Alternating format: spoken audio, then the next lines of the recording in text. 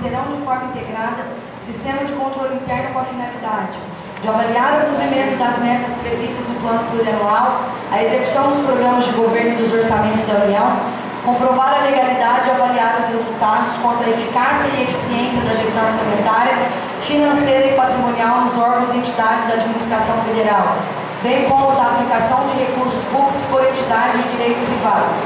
Exercer o controle das operações de créditos, avais e garantias, bem como dos direitos e haveres da União. Apoiar o controle externo no exercício de sua missão institucional. Parágrafo 1º.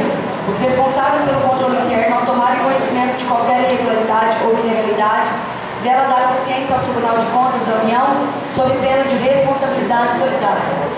Qualquer cidadão, partido político, associação ou sindicato é parte legítima para, na forma da lei, denunciar irregularidades ou ilegalidades perante o Tribunal de Contas da União.